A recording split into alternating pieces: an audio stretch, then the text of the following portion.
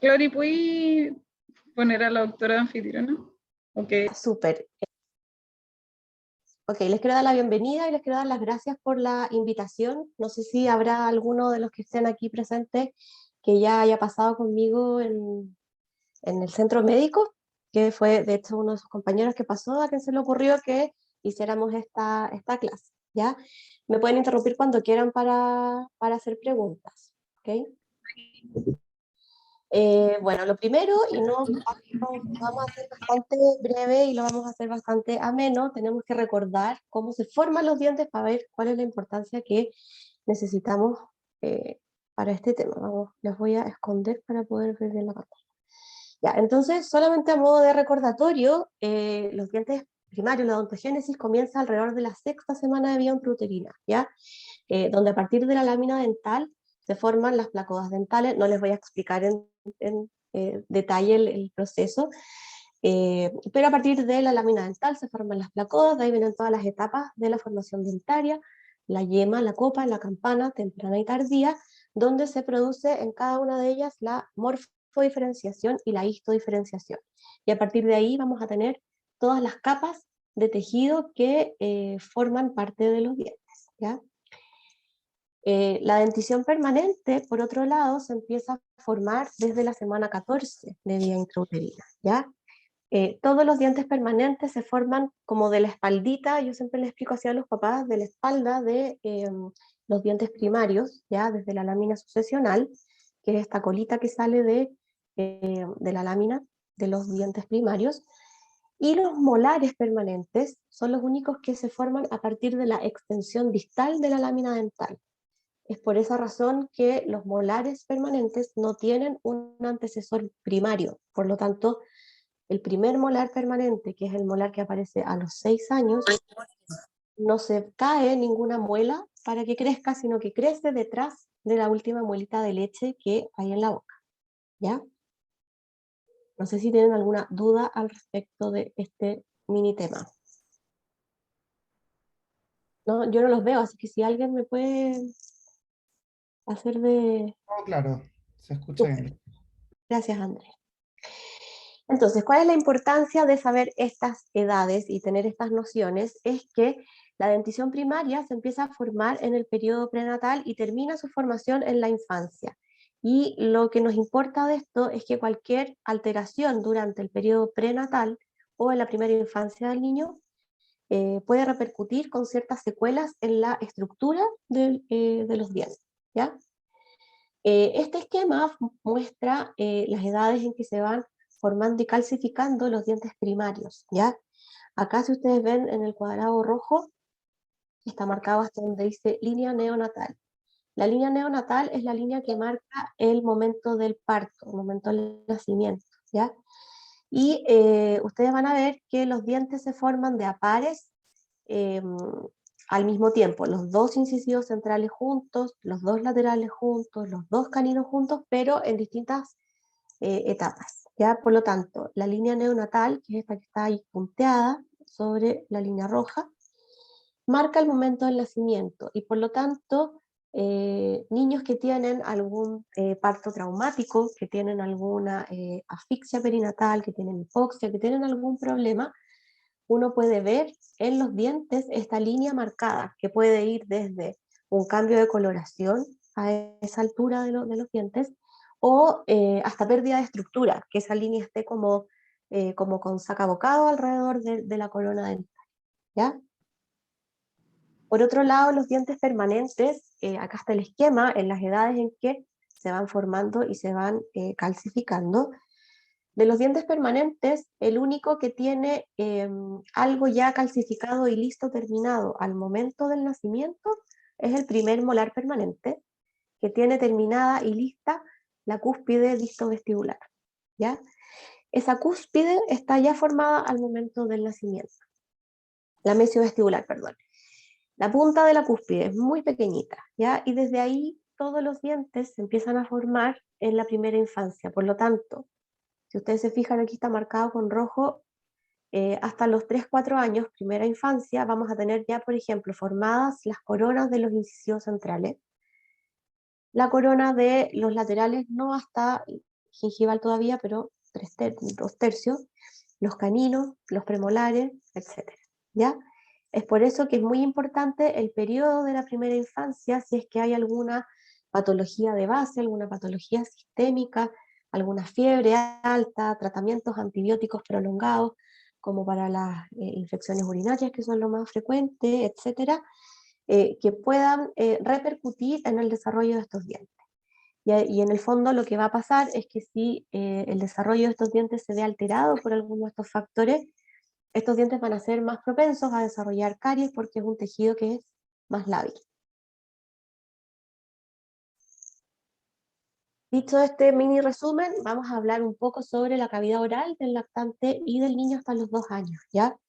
La cavidad oral tiene un rol fundamental en el desarrollo del niño, es el órgano a través del cual los niños se relacionan con el mundo, a través del cual ellos van a realizar la fonación, se alimentan, realizan la succión, la deglución, la masticación, que es fundamental cuando ya una vez están erupcionados los dientes y los molares, ocupar estos molares para masticar alimentos fibrosos para poder desarrollar armónicamente todo el sistema estomatognático, ¿ya? Por lo tanto, vamos a ver algunas características de la cavidad bucal del lactante que son propias de esta edad, para que al conocer la normalidad vamos a poder pesquisar algunas anomalías que merecen ser evaluadas y derivadas. A modo de resumen, y me imagino que esto lo deben saber, dentro de la lactancia materna participan un montón de estructuras, ¿ya? Están los labios con su callo de succión, el frenillo labial superior, los rodetos, los rebordes gingivales, los burletes palatinos, el cordón fibroso, la lengua y la TM. Son muchas estructuras que participan en la lactancia materna, y por lo tanto tenemos que fomentar la lactancia materna más allá de todos los beneficios que en sí tiene la leche materna. Es un muy buen ejercicio que va a producir un desarrollo armónico de todo el sistema estomatognático, ¿ya? Por lo tanto, es fundamental fomentar la lactancia. Acá tenemos un callo de succión, vamos a ver ciertas características. En el labio superior, en la zona media del labio superior, está este callo de succión que es característico de los lactantes, va desapareciendo a lo largo de que el niño va creciendo. Se ubica en la zona media, es como una verdadera ventosa que está en la zona media del labio, y esto nos va a ayudar en la prensión y en el cierre hermético de la prensión al pezón para poder realizar la lactancia. Acá tenemos una cavidad bucal, es bastante complejo tomar fotografías de la cavidad bucal de una guagüita, ¿ya? Entonces no hay tanto registro fotográfico, pero aquí tenemos una cavidad bucal de un recién nacido. Tenemos los rodetes, los rebordes superiores, el inferior no está acá la foto, pero son similares. Aquí en la zona anterior, en la zona de incisivos y caninos, tenemos este cordón fibroso, que es como más gordito, que es el cordón fibroso de Robin y Maillitot, que también nos va a ayudar en la presión y va a ayudar a hacer este cierre hermético en la zona anterior para poder hacer la presión negativa y poder ejercer la succión del pecho materno. Y estos rodetes, o sea, estos cordones, van desapareciendo en la medida en que erupcionan los incisivos y los caninos, ¿ya? Aquí atrás también, no sé si ustedes ven la flecha de mi cursor. Sí se ve. Sí. Sí, súper. En la parte posterior, que es donde más adelante van a estar los molares, están los burletes palatinos, que son los que van a dar como la altura de mordida, por así decirlo, de esta cavidad del lactante, ¿ya? También aparecen ciertas estructuras que llaman la atención, pero que no son patológicas y no tienen ninguna repercusión, ¿ya? Los más frecuentes son estos quistes gingivales, que ahí se ve poquito, muy pequeñito, esta foto me la mandó un papá por WhatsApp, acá se ve un poco mejor, que son restos, ya son remanentes epiteliales que quedan de estructuras embrionarias. Habitualmente se llenan de queratina, por eso se ven como blanquitos y más consistentes, y cuando se ubican en el rafe palatino medio se denominan perlas de Epstein, que esas son poco pesquisables por lo mismo, porque como están en el rafe palatino medio, muchas veces pasan desapercibidos, ¿ya? pero se ven como pelotitas blancas en la mitad del paladar. Y cuando están ubicados acá en los rebordes gingivales, se denominan nódulos de Von, ¿ya? Esto no tiene ninguna significancia patológica, desaparecen solos. Cuando son un poco más grandes, uno puede recomendar masajearlos, pero no tienen, no es nada patológico, no producen sintomatología tampoco. Otra cosa, otra situación a la que nos podemos enfrentar son los dientes natales y neonatales, ¿ya? Hay guaguitas que nacen con dientes y esos dientes se denominan natales, y los neonatales son aquellos dientes que erupcionan en las primeras semanas de vida, ¿ya? Habitualmente estos dientes que o nacen los natales o los neonatales que erupcionan después son de la fórmula primaria, no son dientes ni supernumerarios, ni son dientes amorfos, en el 90% de los casos, ¿ya? Principalmente aparecen en mandíbula, obviamente porque son los primeros dientes en erupcionar, los primeros dientes que erupcionan son los incisivos centrales inferiores, y lo que hay que evaluar en el caso de tener un pacientito con dientes natales o neonatales, lo primero es ver el grado de movilidad que tengan, ¿ya? Porque a veces salen como pediculados y como pegaditos en la encía, y existe el riesgo de aspiración, ¿ya? Si eso ocurre, como en el caso de la foto de abajo, que está móvil, que está como cuando a un niño se le va a caer un diente por exfoliación, ese diente hay que extraerlo porque hay riesgo de aspiración. Pero a diferencia del caso superior, que ustedes pueden ver que están los dos incisivos erupcionando eh, y que se ve que están mucho más firmes, solamente se controlan, ¿ya? Si esto no interfiere con la alimentación, se controlan y se dejan. ¿Y hay alguna pregunta, no? Ya, entonces, si tenemos estos dientes y, como les decía, hay que controlarlo, que no interfieran con la alimentación, con la lactancia. Doctora, ¿Sí? disculpe, una pregunta. ¿Estos dientes, los que son como más definitivos o los que no están superficiales o pediculados, Ujú. si es que interfiere con la lactancia, ¿se pueden sacar? Se pueden sacar, sí. ¿Y no hay A eso. riesgo con los que vendrían después? Lo que pasa es que, mira, eh, a eso venía en la diapositiva siguiente. El mayor riesgo de, por ejemplo, estos dientes de la foto superior se ven bien, están como bien firmes, están como erupcionando perfecto, ¿ya? Uno tiene que evaluar que no interfieran y que no produzcan esta lesión, que es la úlcera de Riga-Fede, que es una úlcera traumática, ¿ya? Por el roce entre la cara ventral de la lengua y este borde incisal de estos incisivos, de estos dientes, ¿ya? Entonces, por ejemplo, cuando aparece una de estas lesiones, uno lo que hace es que puede tratar la úlcera y puede suavizar el borde incisal de estos dientes con un cepule, ¿ya? Con todos los mismos instrumentos que se ocupan en adultos. O sea, es bastante eh, de harto cuidado la atención, pero se logra igual. Uno pule y regulariza el borde que pueda estar áspero, y en el fondo elimina la noxa para no tener esa úlcera.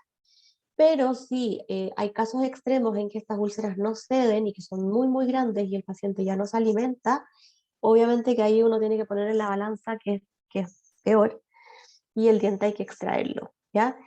Y si es que es de la fórmula, que es lo más probable, lo que va a pasar es que ese diente no va a erupcionar, pero eso no altera el desarrollo del diente permanente, ¿ya? Sí puede alterar su eje de erupción, puede ser que erupcione antes de tiempo porque no va a estar el antecesor de leche. Pero como vimos en el desarrollo dentario, ya en la semana 14 se empiezan a formar los gérmenes de los dientes permanentes, o sea, si a esta edad un niño de, no sé, 2 semanas de vida, 3 semanas, tenemos que sacar uno de estos dientes, o a los 2 meses, el sucesor ya está formado, ¿ya? No es que no se vaya a formar, pero lo que sí puede pasar es que como no tiene alguien que lo retenga, que pueda erupcionar antes de la edad habitual, ¿ya? Y para eso es importante que deriven al odontopediatra y poder hacer el seguimiento y el control de ese caso. No sé si, Cristian, respondo a tu pregunta. Sí, muchas ¿Sí? gracias. Ya. Entonces aquí hay que tener ojo con estas úlceras y como les decía, uno evalúa si se extrae el diente o no y si es que hay que suavizar. Otra entidad que no es patológico, o sea, es un poco patológico, pero no produce secuelas ni sintomatología en el 90% de los casos, es el hematoma de erupción, ¿ya? Que es un hematoma que se produce por una hemorragia que hay dentro del folículo de un diente que va a erupcionar. Puede ser bien azulado, medio morado, dependiendo de la cantidad de sangre que contenga. Y habitualmente remiten solitos, ¿ya? También se hace un masaje, 2-3 días y a veces se revientan solitos, ¿ya? Son causa de consulta también porque se ven bastante feos y como que llaman harto la atención, pero es como tener un moretón en una herida, o sea, en un golpe que uno haya tenido en tejido blanco. Y esto puede pasar, este hematoma de erupción, en cualquier diente que va a erupcionar. Entonces puede aparecer en los incisivos, puede aparecer en el sector posterior, en los molares, y también puede aparecer cuando hay recambio dentario en un niño más grande, cuando está en época de recambio, alrededor de los 6 años en primera fase, y alrededor de los 9 en la segunda fase. ¿Alguna duda al respecto de eso? No, todo ¿No? claro. Sí. Eso, no un motivo entonces para derivar el hematoma. Mira, si es que lleva unos días, más de 3-4 días de evolución, sí. Ya. ¿Ya? Porque si es que no remite solito, uno tiene que funcionarlo y vaciarlo. Ah, ¿Ya?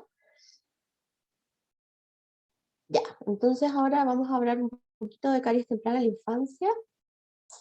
Está definida por la Asociación Americana de Odontología Pediátrica como la presencia de uno o más dientes primarios con caries o perdidos u obturados en un niño de 71 meses o menos. O sea, cualquier niño menor de 5 años, 11 meses, que tenga alguna lesión de caries, ya sea no cavitada o caries incipiente, como estas manchitas, lesiones de mancha blanca que vemos acá, o ya las caries evidentes, que son cavitadas, que hay una exposición de dentina, que muchas veces llama la atención esta coloración más negra. Eh, Esto ya está catalogado como caries temprana de la infancia, ¿ya? ¿Cuál es la importancia de esto? Que me interesa concientizarlo para que ustedes lo puedan transmitir también a sus otros colegas pediatras, porque afortunadamente dentro de la católica, nosotros hace un rato que ya tenemos contacto con pediatría y están como bien conscientes de la importancia del control temprano, etcétera, pero no es lo habitual en todos los pediatras, entonces esto es como para que ustedes también lo puedan difundir, ¿ya? Este pacientito llegó a Coduca hace un par de años. Tenía 5 años, un mes. Estas son las fotos previas del día recién que llegó a atención. Y haciendo la anamnesis vimos que él se lavaba los dientes cuando se acordaba él solo y nadie le ayudaba. Ya tenía 5 años. Había tenido lactancia natural hasta el año 10 meses a libre demanda, sin higiene posterior, y lactancia artificial en mamadera con leche purita, chocolate y azúcar. Ya, acá no puse el diario de dieta, pero obviamente que aparte de la leche, había ingesta a partir de los 8 meses más o menos de productos ultraprocesados, de galletas, de queques, etc. Versus esta otra paciente de 4 años, 4 meses, que tuvo higiene bucal desde el nacimiento, 2-3 veces al día, sola y con ayuda. Ella incluso tuvo lactancia natural hasta los 2 años, 4 meses a libre demanda, pero siempre con higiene posterior. Y tomó mamadera con leche blanca descremada, con una cucharada de chocolate y sin azúcar añadida, también con higiene posterior. Entonces, vean la diferencia. Vean este estado bucal de un niño de 5 años, que obviamente que esto no pasó de un día para otro. O sea, este niño creció así. Cómo se alimentó, cómo aprendió a hablar, obviamente que debe tener interposición lingual. Los dientes son muy importantes para poder establecer patrones de fonemas, para poder establecer patrones de masticación y alimentación, también para sociabilizar. Los niños son súper crueles, los niños más chiquititos también. Entonces, ¿cómo vamos a querer o permitir que un niño crezca en estas condiciones? ¿ya? Nosotros tenemos que abogar siempre porque los niños sean como esta fotografía, que tengan todos sus dientes sanos y que no tengan ningún problema al respecto. Y la gran diferencia entre un paciente y otro es la educación, la prevención y la consulta temprana, ¿ya? Y aquí es donde ustedes entran en un papel súper importante porque el pediatra es como Dios para las familias que tienen un hijo recién nacido, ¿ya? No está la cultura en Chile y en varios países, sobre todo en Latinoamérica, no está la cultura de llevar a los niños al dentista. Es como, ¿por qué los voy a llevar si no tienen dientes o tienen muy poquitos o los dientes de leche se van a caer? Entonces no importa y la verdad es que sí importa, y importa mucho, ¿ya? Rodrigo dice desde el primer diente y pone carita de... y pues desde el primer diente, ¿ya? Y eso lo vamos a ver. ¿Cuáles son los factores de riesgo de caries temprana en la infancia, los más comunes? Ciertamente que hay factores perinatales y es importante ver el estado de salud del recién nacido y de su primera infancia, como vimos que puede haber alguna patología o alguna circunstancia que haya alterado la formación estructural de estos dientes y que los dientes sean más susceptibles a desarrollar caries. Factores de la dieta, factores de higiene, la educación del cuidador importa y el nivel socioeconómico, ¿ya? Todos estos factores de riesgo está comprobado que son los que facilitan la instauración de la caries temprana en la infancia. Además, la caries temprana en la infancia es una patología crónica que es predictor de caries en los dientes permanentes. Por lo tanto, un niño, como el caso anterior, que tiene caries temprana en la infancia severa, en su primera infancia va a ser un adulto que va a tener caries, ¿ya? No porque la caries se traspase como del diente de leche al diente permanente, sino que lograr revertir el nivel de salud bucal de un paciente de estas características, hay que lograr un cambio de hábitos, y eso es muy difícil de lograr. Entonces, si por ejemplo este pacientito que tenía 5 años y algo de meses, ya están, estos que están acá son los primeros molares permanentes, ya estaban en proceso de erupción. Imagínense estos molares permanentes que vienen sanitos, así lindos, llegan a una boca en este estado, que obviamente no tiene la mejor alimentación, que no hay hábitos de higiene, es lo más probable. Es un niño que a los 8 o 9 años va a perder ese molar, y es un molar que tiene que durar para siempre. Entonces, eh, es muy importante poder modificar, o sea, nunca llegar a esto, pero si es que llegamos, modificar los hábitos de esa familia para que ese paciente alcance salud bucal y la pueda mantener en el tiempo. No sé si tienen alguna duda con eso. No, todo clarito. Gracias, Andrés, que me quedó ahí arriba enmarcadito en el Zoom. Bueno, y como veíamos, los hábitos de higiene, la higiene es desde el primer diente. Antiguamente, bueno, les puse este estudio que es del 2015, que desde esa fecha hasta ahora se han hecho bastantes estudios, porque antiguamente se indicaba, y de hecho todavía está en la guía técnica del ministerio, higienizar la boca de las guaguas después de la lactancia con una gasa húmeda, ¿ya? Pero se ha visto que hay una reacción entre la saliva y la leche materna, que produce metabolitos que estimulan e inhiben, entonces van regulando la microbiota oral. Por lo tanto, la mezcla de leche materna con saliva produce un sinergismo que aumenta la inmunidad innata temprana a nivel de cavidad oral, ¿ya? Y esto se está estudiando, y entonces progresivamente en los últimos 6 años más o menos se está indicando no higienizar las mucosas de una guaguita que no tiene dientes después de la lactancia materna. Eso es súper importante, porque si la guagua toma fórmula, ahí sí es que hay que higienizar, porque no hay ninguna sinergia, ninguna de estas cosas que estimulen la inmunidad, ¿ya? Es la lactancia materna. Y entonces, Ejemplo, sí, que sí, eso está hablando como el dedal y el limpiezar con gasita, eso es lo que ya no estaría tan recomendado. claro, o sea, esta foto que está acá es una guaguita de, no sé, 2 meses que no tiene dientes y que se indicaba siempre limpiar Sí, con una gasa húmeda. Yo diría que aunque no nosotros hubieran dientes. todavía lo indicamos en general, no sé si es como Claro, por porque ignorancia, costumbre, pero lo que he escuchado o que mencionan es que podría ayudar como a acostumbrarlos a la instrumentalización de la cavidad oral y cosa que después como que no te rechacen el cepillo. No sé si eso será así, pero eso no, como que he escuchado cómo argumentan. Y lo otro, porque el resto de leche podrían asociarse con un poquito más de cándida en la boca, como algorra, pero no sé si eso es como medio como sí, mito y leyenda o... lo de la cándida está cada vez quedando más en estado de mito, ¿ya? No está 100% comprobado, porque hay otros factores que también facilitan el desarrollo de cándida. Pero, como te digo, esta recomendación todavía incluso está en las guías del ministerio, entonces no es algo que vaya a quedar de lado muy pronto, y tampoco es pecado si es que uno higieniza antes de que aparezca un diente, ¿ya? Pero lo que se ha visto es que esa sinergia que produce una inmunidad innata a la cavidad oral ayuda a que después esa misma agüita tenga menos carga bacteriana de bacterias cariogénicas en la boca. Entonces, por eso se está estudiando, pero por eso no sería tan indicado hacerlo, ¿ya? Y entonces sí estaría indicado partir con la higiene con cepillo desde que aparece el primer diente en la boca.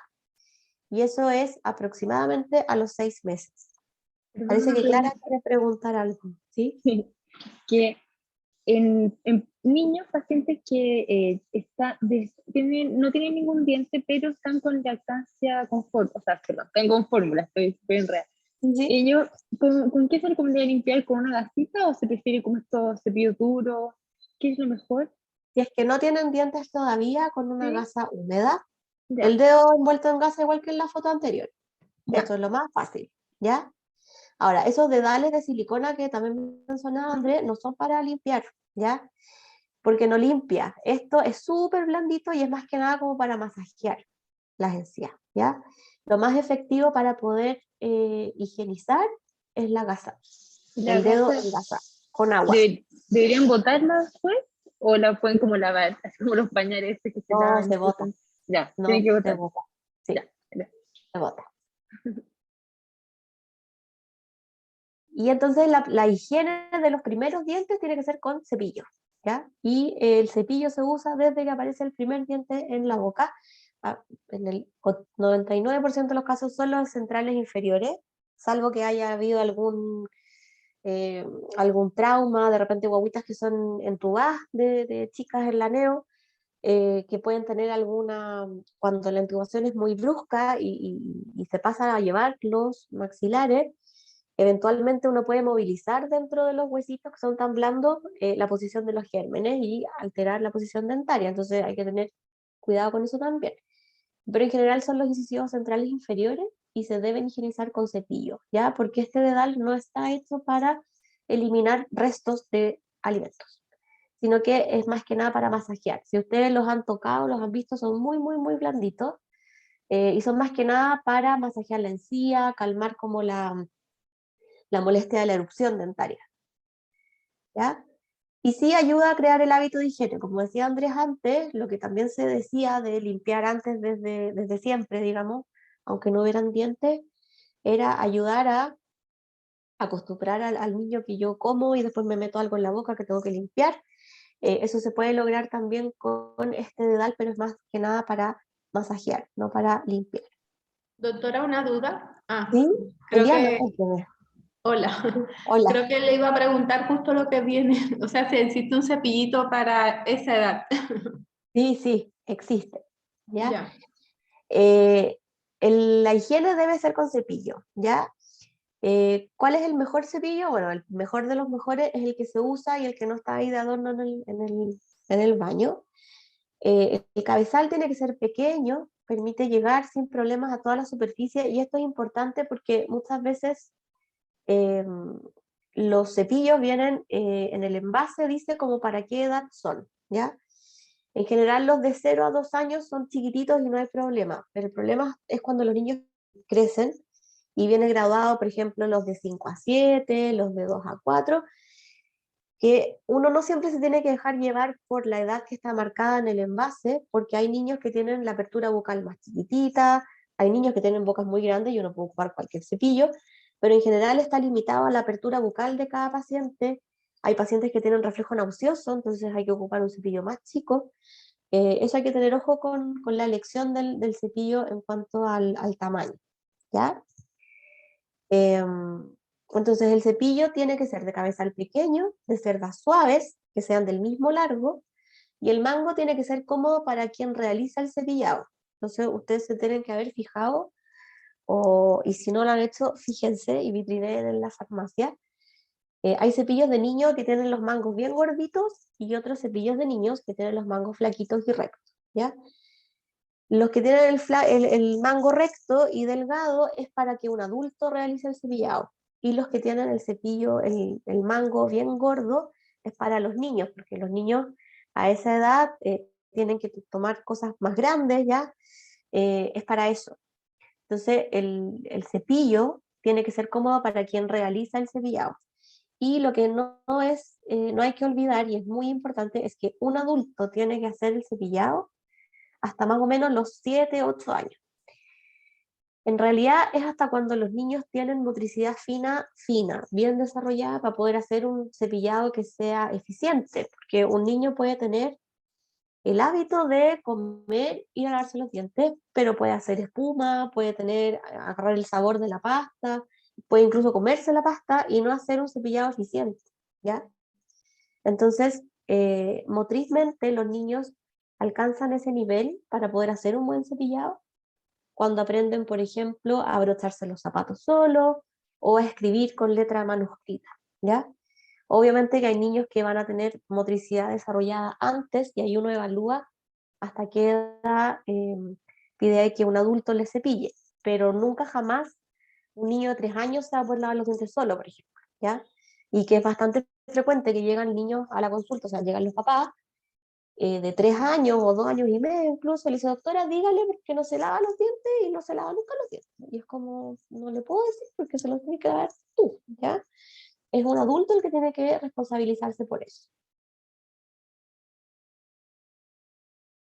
Además del cepillo, tenemos que usar pasta fluorada. Está indicado usar pasta fluorada como mínimo de 1000 partes por millón a partir de la erupción del primer diente.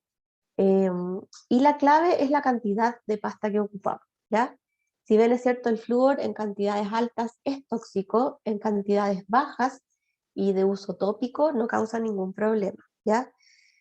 Por lo tanto, el cepillado, cuando aparecen los incisivos recién, vamos a ocupar medio grano de arroz crudo, esa mínima cantidad de pasta equivalente en el cepillo, y que uno incluso puede con el dedo bajar la pasta dentro de las cerdas para que no haya tanta espuma y no mojar el cepillo antes del cepillado para que no genere más espuma, ¿ya?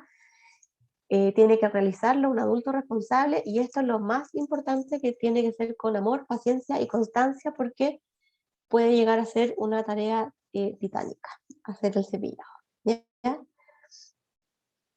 Doctora, ¿Sí? en teoría, ¿se enjuaga después del cepillado con pasta? No. Hace No, no. unos años está indicado que no se enjuague, solo se escupe. Y por eso también es importante ocupar poca cantidad de pasta para que uno no quede con la boca llena de espuma y se trague todo esto porque duele la guata. Lo primero que pasa cuando uno traga mucha pasta es que duele la guata, ¿ya? Después, obviamente, en concentraciones mucho más altas puede haber alguna intoxicación aguda, pero eso es casi que un niño se coma el pomo de pasta. Y por lo mismo también es importante indicar que la pasta de dientes es un medicamento y no tiene que estar al alcance de los niños. De repente los papás cuentan como gracia que le gusta tanto lavarse los dientes que se come la pasta porque la encuentra rica, ¿ya? Y claro, es rica para que los niños la ocupen, pero hay que dejarla lejos del alcance de ellos porque un niño pequeño, si se come un pomo entero, se puede intoxicar, ¿ya? Tenemos que aprovechar y ojalá fomentar que el cepillado sea un momento familiar, los niños aprenden mucho por modelado. Y también por lo mismo designar un adulto que sea significativo para el niño para poder instaurar el hábito, para que se motive de realizar un buen cepillado. Y siempre la técnica se individualiza, ¿ya? Hay técnicas de cepillado que van indicadas de acuerdo a la edad del paciente, más que nada por la cantidad y el tipo de dientes que hay a esa edad y por la motricidad que puede tener el paciente, ¿ya? ¿Alguna duda sobre higiene? Ay, yo básico. ¿Sí? No, que al final entonces nunca se usa agua. No deberíamos usar agua. Lo No. todo mal. Ya, no. Ya, Bueno, pero estamos para aprender. y lo otro, ¿cuánto tiempo debería durar el cepillo? Como para decir a los papás que tienen que ir ¿Cuánto cambiando. dura el Sí, cepillo o el cepillado? no el cepillo. Los cepillos hay que cambiarlos máximo cada 3 meses Ya. porque acumulan muchas bacterias. La boca es uno de los lugares más contaminados del cuerpo humano, ¿ya? Uno debiera no tener un cepillo más allá de 3 meses porque se contamina mucho. Debiera cambiar el cepillo cuando hemos tenido alguna enfermedad viral. Y también es importante que en la casa, en el baño, no estén todos los cepillos juntos en el mismo vaso, porque están todos los cepillos muy contaminados con bacterias patógenas orales y patógenos de cualquier otro tipo que alguien pueda tener, que alguien pueda estar enfermo, etc. Entonces es súper importante que los cepillos estén individuales, y por eso hay algunos cepillos que vienen con tapitas, que es mucho más higiénico para que no estén en contacto con otros cepillos. Ahora, en la técnica de cepillado va el hecho que el cepillo se ponga chascón o no, porque hay pacientes que dejan el cepillo chascón a la semana de comprarse el cepillo. Y entonces ahí uno como odontólogo tiene que enseñar una técnica que evite eso, porque un cepillo chascón obviamente que no lo limpia, ¿ya?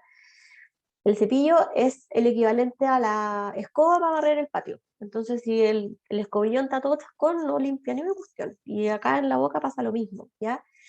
Y lo importante del cepillado es el cepillo, no es la pasta. Si hay pacientes, por ejemplo, que tienen trastornos sensoriales y no soportan la pasta o no les gusta el sabor o por cualquier razón no hay pasta disponible, uno se lava con agua. Pero en el fondo hay que remover mecánicamente los restos de alimentos que quedan en la boca. Y otra cosa que no la puse acá, pero el uso de hilo dental también uno lo indica desde que hay espacios interproximales cerrados, y eso puede pasar en una guagua de 7 meses que tiene los dos incisivos inferiores erupcionados muy juntitos. Ahí uno tiene que indicarle y enseñarle al tutor o al cuidador o al papá o a la mamá a usar el hilo dental. Entonces, por eso es importante también la consulta temprana, porque nadie se imagina que hay un mundo de cosas que hacer con las guaguas y que en el fondo están enfocadas a evitar que tengan caries, ¿ya?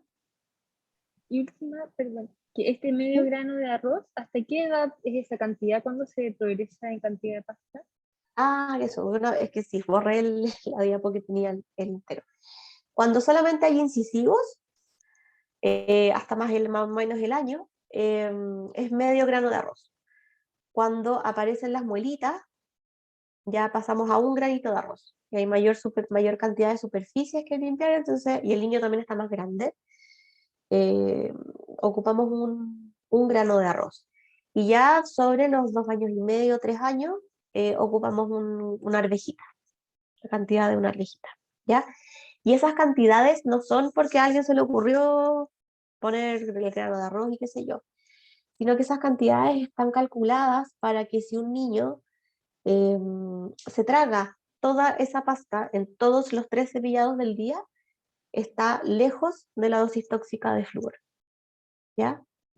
Por eso es esa cantidad de pasta y no más, tampoco esa como tipo comercial que rellenan el cepillo con un gusano gordo de pasta, eso no, porque eh, el flúor actúa por contacto, y no me va a servir que mientras más pasta me eche en la boca, da lo mismo, porque es la misma concentración de flúor. Ya yo necesito que la pasta llegue a estar en contacto con todas las superficies dentarias, pero no en una gran cantidad, ¿ya?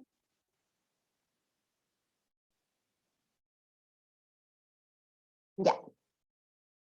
Entonces, un poco sobre el examen, el primer examen odontológico tiene como objetivo evaluar el desarrollo armónico del sistema estomatognático. Ya vamos a ver que haya evolución de la dentición, alteraciones de la calcificación dentaria, etc. Hay una pregunta de Laura, dice, yo recomiendo cambiar el cepillo con cada cambio de estación, primavera, verano, otoño y invierno. súper bien, pues Laura, porque uno no tiene anotado todas las cosas que hay que hacer, porque si no tendríamos una mega, o sea, un papel mural de agenda. Eso es súper bueno, porque es algo súper gráfico y que uno se puede recordar, ¿ya? Mientras no estemos en el Caribe. Sí, ahí es un poco más difícil darse cuenta de los cambios de estación. Pero eso es una súper buena norma como para poder recordar, lo mismo que, por ejemplo, los controles odontológicos idealmente debieran ser cada 6 meses. Y entonces es típico que van en las vacaciones, vacaciones de invierno, vacaciones de verano, control con el dentista. Le dan a Laura. Entonces, el primer examen tiene como objetivo evaluar que el desarrollo del sistema estomatognático esté todo bien, pesquisar patologías incipientes, educar más que nada a los padres y o cuidadores sobre hábitos saludables y salud oral. Y si es que ya hay daño, planificar acciones preventivas o recuperativas según corresponda, y también ir permitiendo que el niño tenga un contacto con el mundo odontológico y que no sea una experiencia traumática, de que si, por ejemplo, un paciente chiquitito llega de urgencia con un absceso, con dolor, y nunca ha ido al dentista y tiene, no sé, 2 años, obvio que no lo va a pasar bien nadie, ni los papás, ni el paciente, ni uno como odontólogo. Es súper desagradable, pero a veces pasa más de lo habitual. Entonces, por eso es conveniente siempre recomendar una visita al odontólogo para prevenir. ¿Cómo examinamos a los niños tan pequeñitos? Uno de los métodos que es más antiguo y más usado es rodilla a rodilla, donde uno se sienta frente a frente con la mamá o el cuidador, pone sus rodillas juntas, a veces uno puede poner una colchonetita o algún dispositivo aquí, y el niño se sienta mirando a su padre y se recuesta en el regazo del odontólogo, y así uno puede examinar y también se pueden realizar procedimientos en pacientes pequeñitos, ¿ya? De esta forma, el niño está contenido por su madre, donde la mamá ahí controla las piernas y le tiene las manitos tomadas. Los niños siempre tienden a subir las manos o a veces a patalear cuando no quieren ser examinados, eh, y entonces esta es una muy buena forma de contención física suave por su tutor, y también de contención emocional. Y lo otro es, existen estas camillas odontológicas para bebés, que hay una versión brasileña que se llama Macri, que no tiene nada que ver con Argentina, eh, pero está diseñada para poder ver niños de 3 meses a 3 años y poder también hacer examen y procedimiento. Acá hay una guagua chiquitita que no alcanza ni siquiera estos aullitos que son para poner las piernas, como se puede ver acá. Entonces ahí queda como bloqueada la patada que pueda pegar el niño. Y esta camillita permite también angular, si es que necesito poner alguna posición del emburgo o al otro lado, acomodar para yo poder hacer mis exámenes y mis procedimientos. Y también está la contención del acompañante, el tutor, papá o mamá, ¿ya? También tiene estos velcros que en caso necesario los podemos cerrar y poder dejar estabilizados los bracitos del paciente a su lado. Son bastante suaves, no es una contención muy firme, ¿ya? En general los niños cooperan bastante bien. Obviamente que si hay casos muy extremos de muchas caries y un niño muy pequeño, mucho daño, siempre está la alternativa de atenderlos bajo anestesia general. Brevemente, porque ya estamos medio pasados con la hora, parece, ¿no, ¿vale? No, estamos bien, doctora. Ya, no se queda poquito. Sobre las mamaderas, toda la succión, hay una succión no nutritiva que está representada por el chupete, que es artificial, o si no el dedo, que está disponible 24/7, y la succión nutritiva que representa la mamadera, ¿ya?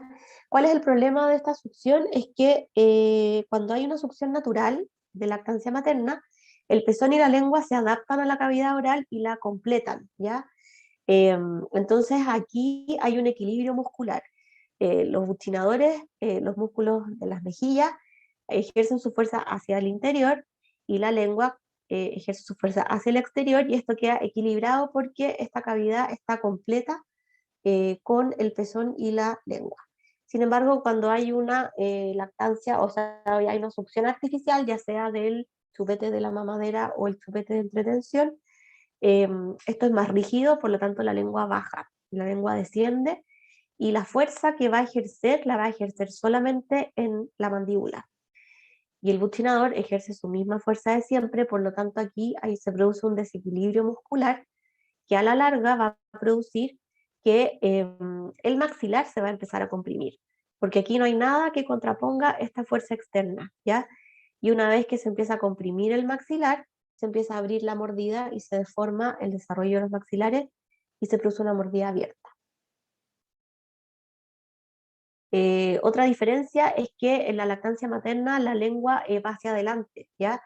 Está hacia adelante porque tiene que producir como un efecto de ordeña para poder extraer la leche, a diferencia de la lactancia o la nutrición con mamadera, donde el chupete, como es rígido, ejerce presión y la lengua se va hacia atrás, ¿ya? Entonces altera todo el equilibrio muscular del proceso de succión. Y no está de más recordar que las guaguitas están perfectamente capacitadas para tomar en vasito. Esto sí requiere mucha paciencia y entrenamiento de quien lo va a realizar, pero no hay ningún impedimento para que sea así. Y no es obligación tampoco usar ni chupete ni mamadera, ¿ya? El uso de chupete está recomendado por ciertas cosas que lo vamos a ver un poquito más adelante, pero si un niño no quiere el chupete, no es necesario obligarlo, ¿ya? Es más cómodo que estén más tranquilos, pero no, la verdad es que no es necesario que lo... idealmente las mamaderas tienen que ser de vidrio, con chupete de flujo lento, y el tamaño de la mamadera va a depender de la dosis de leche diaria que indiquen ustedes como pediatras. Y es muy importante no agregar azúcar. Acuérdense que los menores de 2 años no debieran consumir azúcar, y se considera azúcar, bueno, los alimentos procesados, la miel y los jugos de fruta, ¿ya? Ocupa mucha fruta para hacer un poco de jugo, entonces eso tiene mucha azúcar. Como recomendaciones, eliminar la mamadera diurna al 1 año y medio y la mamadera nocturna, ahí me equivoqué, a los 2 años. Siempre evaluar la frecuencia, la intensidad y la duración. A ver, alguien habló. ¿Qué significa chupete de flujo lento? Hay unos chupetes que uno ejerce más, tienes que ejercer más succión para sacar cierta cantidad de líquido, y otros que tienen como el hoyito más grande, por así decirlo, y entonces sale mucho flujo de leche, sale mucha leche. Entonces, los que son de flujo lento, dentro de lo malo que es la succión artificial con este chupete entre medio, produce una presión muscular más acorde a lo que sería la presión de succión natural. No sé si se entendió, pero en el Sí. fondo es, ¿sí? Súper. En el fondo es eso, que no es un chupete que deje salir mucho contenido de líquido al mismo tiempo.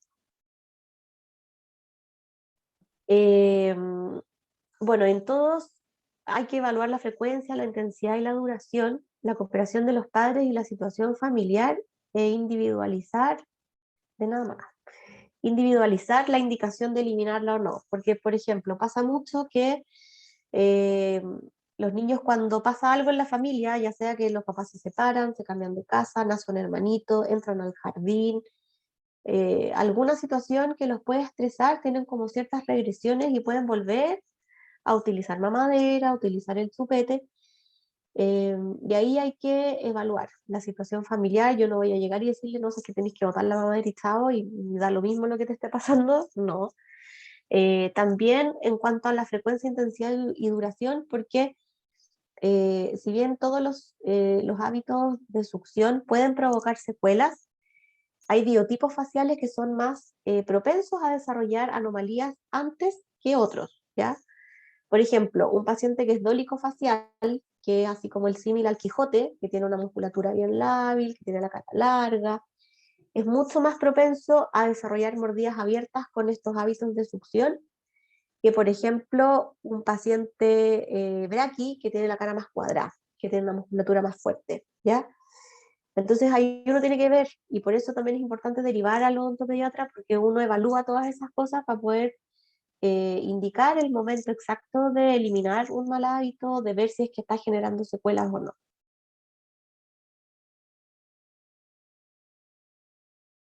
Este vasito es súper útil y es súper bueno, odontológicamente hablando, para poder desarrollar la propiocepción de los labios y la musculatura perioral, ¿ya? Este vaso es mejor en términos odontológicos que los patitos con bombilla los vasos que tengan bombilla, ¿ya? Porque aquí el niño tiene que ejercer una presión con sus labios para poder sacar líquido. Y entonces eso ayuda a fortalecer y a ejercitar la musculatura perioral. Y en cuanto a los chupetes, el chupete está recomendado por la Asociación Americana de Pediatría para prevenir el riesgo de muerte súbita, ¿ya? Durante el primer año. Bueno, esas cosas ustedes las deben saber. Pero hay que seguir ciertas indicaciones, ¿ya? El chupete se usa para dormir, cuando ya se quedó dormido y botó el chupete, no volver a ponerlo. Si el niño rechaza el chupete, no hay que obligarlo a usar. No tienen que ser cubiertos con nada. A veces les ponen miel o les ponen Nutella, hasta he escuchado que les ponen, no, muy rico será, pero no. Los chupetes también hay que lavarlos a menudo y cambiarlos regularmente cada 4 a 6 semanas, ¿ya? No es poco frecuente que los niños llegan con el tete eterno de tiene 2 años y está todo sucio, está contaminado, eso no puede pasar. Y algo importante es que los niños que están con lactancia materna, hay que tratar de retrasar la introducción del chupete hasta el mes de vida más o menos, para que esté bien establecida la lactancia, ¿ya? Si no puede haber una confusión de pezón que se llama, que el niño no entiende cuál es el pezón materno, cuál es el chupete, y cuesta más instaurar la lactancia materna. Y en ese sentido hay varias consejeras de lactancia materna, hay varias colegas odontopediatras que son consejeras de lactancia materna, y eso también uno como odontopediatra da ciertos consejos para la lactancia. Sí, doctora, eso también le iba a decir que, por ejemplo, en mi país está prohibido en las UCIs neonatales el uso de chupetes, incluso de chupetes para esto del riesgo de la muerte De la súbita. muerte súbita. Sí, y está completamente prohibido y de hecho, si llegan a ver en las unidades a estos chupetes típicos que hacen así como con el guante y el algodón, eso da para cerrar la unidad. Entonces a mí eso me llamó poderosamente la atención acá. Sí, No po. sé, no ¿De sé, dónde eres tú, Eliana? colombiano. De Colombia. Pero eso está súper bien, ¿ya? Porque va en desmedro de la instalación de una buena lactancia materna. Sí, de hecho les dan en vasito. Tienen Súper. como en las unidades todas están, las mamás se entrenan para darles en vasitos y las técnicos les dan todas en vasitos. Allá no puede haber chupete. Maravilloso me parece. Muy bien por Colombia, porque cuesta mucho instaurar la lactancia materna, tiene montones de beneficios y es muy fácil tirar la esponja y decir yo no lo voy a hacer, cuesta mucho, etcétera. Entonces, es súper bueno que desde la NEO, desde las UCI pediátricas, esté prohibido el uso del chupete, porque la verdad es que no reporta ningún beneficio, ¿ya? Estas son las partes, ¿sí, Eliana? Ah, pensé que Doctora, quería... muchas gracias. De nada.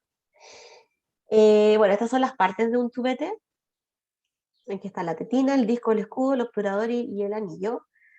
Hay distintos tipos de chupetes. Hay estos que tienen el sacadito como para la nariz, está esto que se supone que tiene una forma más fisiológica, simulando el pezón materno, la anatómica que tiene este sacado para la lengua, y esta que es la redonda gigante, que es como la peor en términos ontológicos, ¿ya? El mejor chupete dentro de lo malo que son los chupetes va a ser aquel que tenga menor impacto sobre la posición de la lengua y los dientes, ¿ya? Si ustedes se fijan, ella tiene uno de estos chupetes gordos, y miren la musculatura perioral como está, o sea, obvio que tiene la boca súper abierta, tiene los labios bien contraídos, tratando de mantener ese chupete en la boca. Esto no reporta ningún beneficio para el desarrollo del sistema estomatognático, ¿ya? Hay chupetes de látex, hay chupetes de silicona, esto es gusto personal de quien lo quiera utilizar.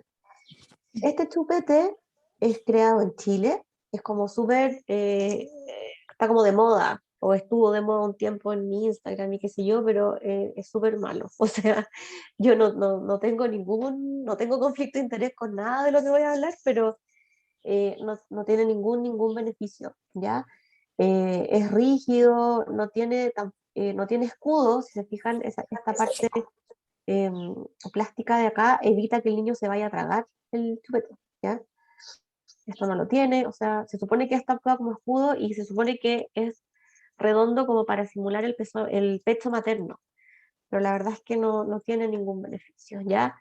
Este otro que se llama ortodóntico, que tiene esta forma para poder alojar a la lengua, pero igual es súper grande, es rígido, hace que la lengua descienda. Este que es más grande todavía, peor aún. O sea, los chupetes la verdad es que no nos aportan nada. Si es que vamos a llegar a usar un chupete, existe que este tiene algunos años en el mercado y lo venden en Chile, es alemán. La gracia que tiene es que lo diseñó un ortodoncista y simula en esta parte del chupete el escalón normal que tienen los dientes al morder, ¿ya? Tampoco, insisto, no es que yo lo estoy recomendando, ni lo vendo, ni una cuestión, pero dentro de lo malos que son los chupetes, este es como el menos malo, ¿ya? Porque simula la posición normal de los dientes superiores con los inferiores y esta parte es muy delgadita, entonces no interfiere tanto en la posición natural de la lengua y de los dientes. Ahí está en vivo y en directo. Viene gradado por edades. Y otra cosa que a lo mejor no sabían es que el año 2014 el CERNAC sacó una normativa sobre los requisitos de chupetes, ¿ya? Esto está regulado por ley, así es que pueden echarle una revisada, una mirada, que no es llegar y usar y tener o indicar cualquier tipo de chupete, ¿ya? Cada vez más en estos moles chinos venden cualquier tipo de chupete y eso muchas veces no están certificados porque pueden tener tolueno, pueden tener algún otro componente que sea tóxico, ¿ya? Así es que ojo con eso también. Y en general no se debe recomendar el uso más allá de los 3 años. Hay que evaluar si es que al eliminarlo se reemplaza por la succión digital y en ese caso volver al chupete, porque el chupete eventualmente se puede perder, se puede botar, pero el dedo no lo podemos eliminar. Y lo mismo que para las mamaderas, evaluar la frecuencia, intensidad, duración, la cooperación de los padres y la situación familiar e individualizar. No a todos los niños les va a producir la misma anomalía y a la misma edad el hecho de tener un hábito de succión.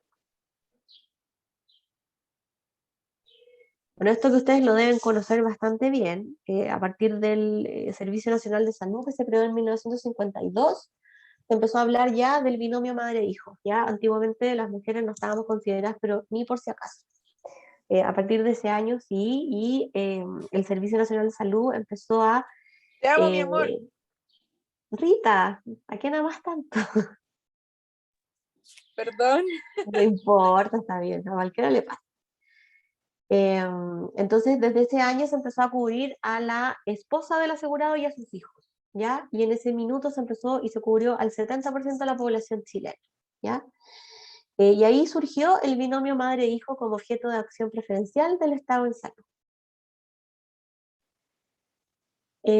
Hay algunos estudios, aquí les puse uno de ejemplo nada más, pero hay varios estudios, por ejemplo este que está hecho en Nueva York, en un hospital de Nueva York, donde se hizo un programa de educación en salud oral para las mamás de los recién nacidos, y de hecho este programa y este estudio lo lideró una enfermera, y entonces participó todo el equipo de salud, enfermeras, pediatras, matronas, etcétera, ¿ya? Vieron que lo principal es que había un factor cultural súper fuerte en las creencias que tenían las madres con respecto al cuidado de la salud oral de sus recién nacidos. Entonces, por ejemplo, las madres latinas creían aceptable probar la comida de la guagua con la misma cuchara que ellas y no encontraban necesario que hubiera un programa de cuidado dental antes del primer año de vida. Como que culturalmente las madres latinas creen que antes del año no hay que hacer nada con los dientes. Y a esa edad ya puede ser muy tarde. Angélica pregunta, ¿y con la succión digital? ¿Qué medidas se pueden poner en práctica en niños mayores de 2 años? Angélica, en general, la succión, en general los hábitos de succión en niños mayores de 2 o 3 años tienen que ver con algún componente emocional, ¿ya? Las guaguitas cuando nacen tienen una necesidad de succión nutritiva para alimentarse, pero también una necesidad de succión para satisfacción neural, ¿ya? Entonces, cuando a veces hay problemas de apego o hay problemas en la succión temprana, en las primeras semanas de vida, incluso en los primeros días de vida, si es que el niño no está satisfecho neuralmente, esa necesidad la van cubriendo con hábitos de succión posteriores a lo largo de la vida. Entonces, yo te recomendaría que los pacientes mayores de 2 años, 2, 3 años, si es que no hay algún episodio evidente que uno vea que está pasando por alguna situación familiar compleja, es recomendable consultar con un psicólogo, que muchas veces tienen tips que pesquisan alguna situación familiar y con 2, 3 sesiones los niños dejan los hábitos de succión fácilmente y rápidamente. Yo he tenido pacientes que se chupan el dedo a los 14 años, a los 12, y nunca se habían planteado esta posibilidad como de pedir ayuda psicológica y en 2, 3 sesiones dejan el hábito y se fue.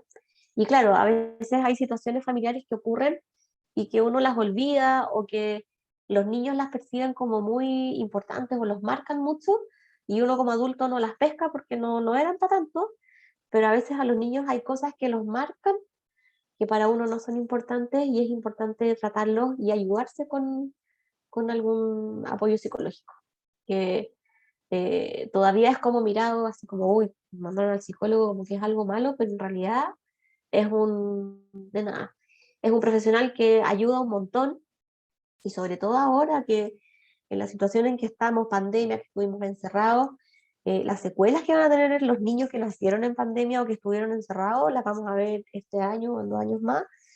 Es súper bueno apoyarse en un profesional psicólogo.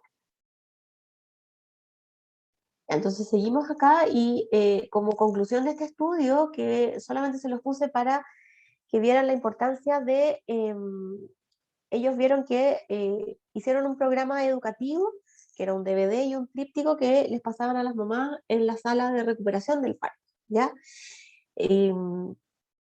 Y todo el personal de salud estaba entrenado para poder dar información al respecto, ¿ya?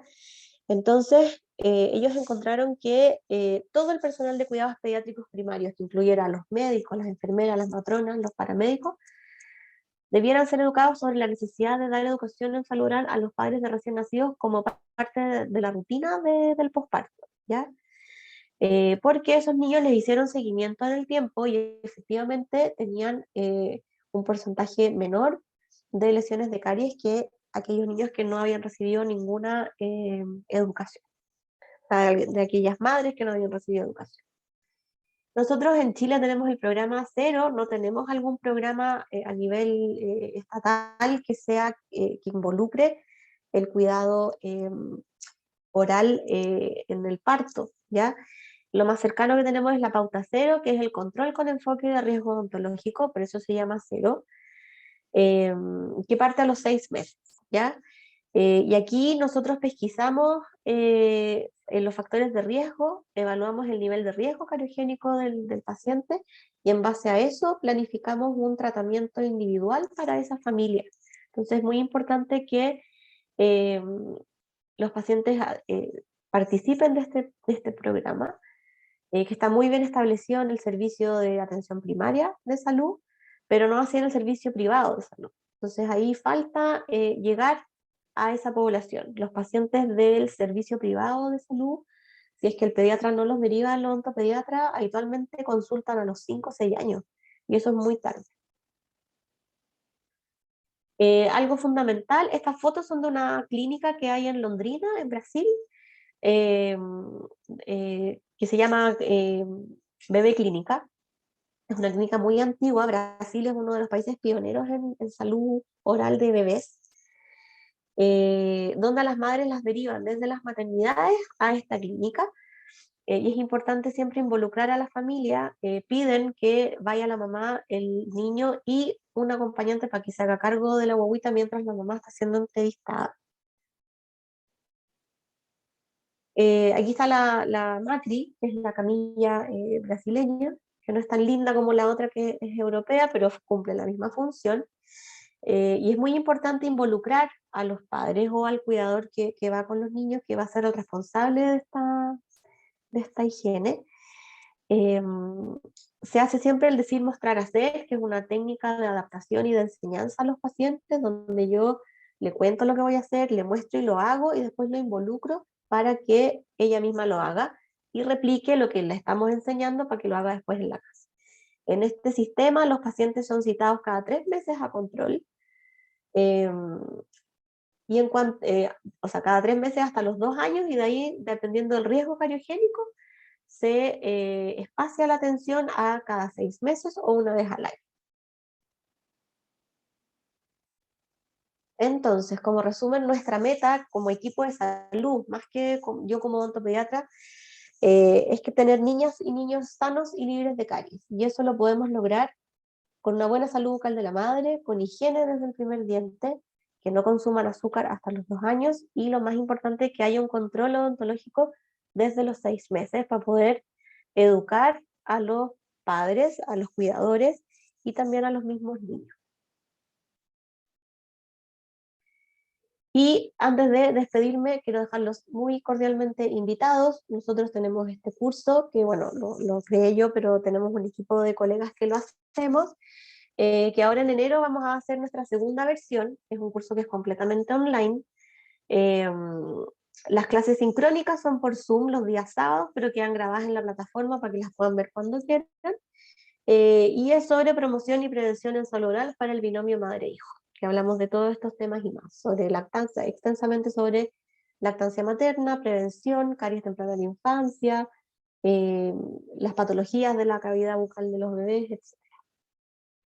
Así es que los dejo cordialmente invitados, y ahí está mi correo por cualquier duda, comentario o inquietud que puedan tener.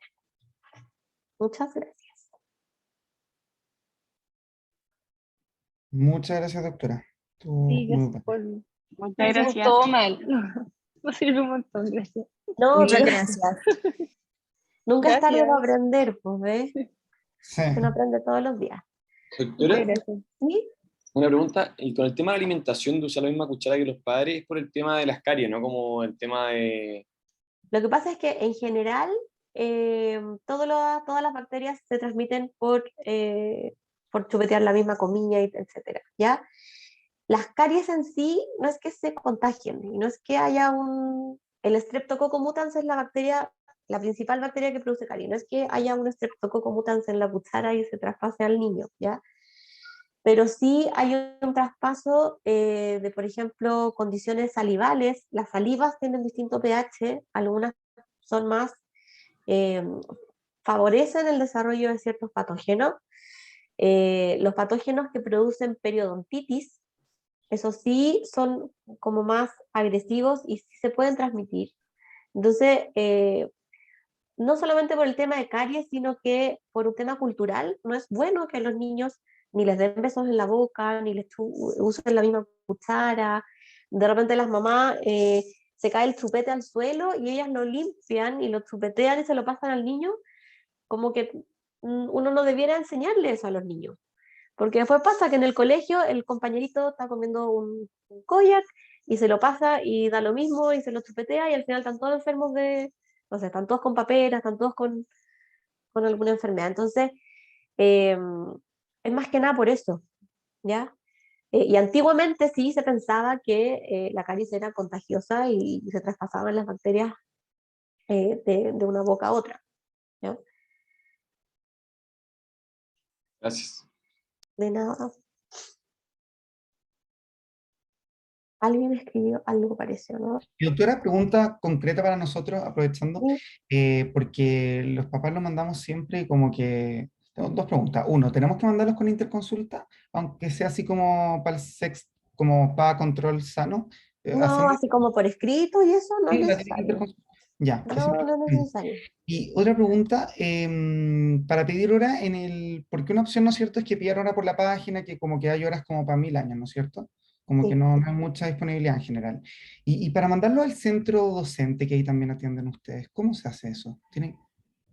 Coduc tiene, a ver si les voy a buscarlo en la página. Tiene en la página web de Coduc, porque la voy a buscar. Está el teléfono, hay un WhatsApp que pueden pedir hora también, y si no pueden pasar directamente ahí al lado a Coduc, al A primer la piso, salida, ¿ya? ¿sí? En el primer piso preguntan en la recepción y pueden pedir hora. ¿Y ahí en general hay hora como más pronto? ¿O? Sí, sí, porque nosotros ahora tenemos atención desde cuarto año hasta posgrado, o sea, todas las complejidades de pacientes niños los podemos ver ahí. Ah, perfecto. Ya, Sí, ya. mira, les voy a mostrar aquí en odontología.uc.cl, Ajá. hay una cajita antes donde dice, vamos, acá, si ustedes entran, la clínica Coduc, reservar hora, y ahí aparece, justo ahora se puso lento el Es internet. como que no es con una agenda, sino que ponen como te contactaremos, ¿no? Sí, uno puede esto y uno lo llaman de vuelta, o puedes mandar el correo, o puedes mandar un WhatsApp, o puedes llamar por teléfono. Perfecto. Entonces ahí está la opción.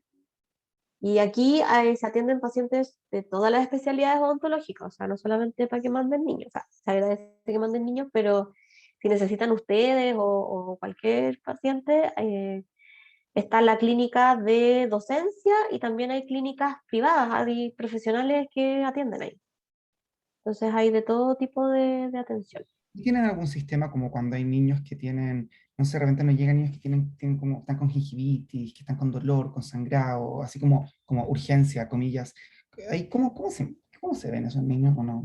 No, no hay un sistema de urgencia, o sea, no es como que no hay un servicio de urgencia que llegue y se atienda al tiro, no. De repente si hay alguien que esté desocupado y lo pueda ver, sí, pero no es lo habitual, ¿ya?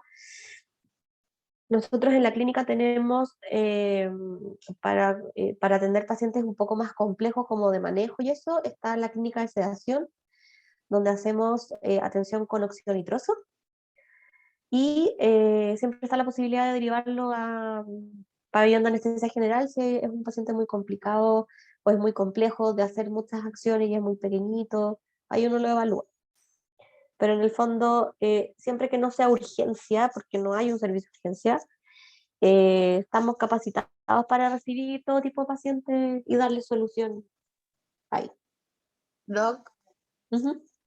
y si en verdad tenemos una urgencia, ¿a dónde lo mandamos? O sea, no necesariamente dentro de la red. Si perdón, que yo soy extranjera y no Sí, lo sí. sé. La ¿A mejor dónde lo mandamos? urgencia, mira, en general las urgencias en Santiago no hay muchas urgencias dentales, ¿ya? Y la mejor urgencia odontopediátrica de Santiago es la del Hospital Roberto del Río. Esa es el top one. Tiene odontopediatras de turno 24 horas, es súper bueno.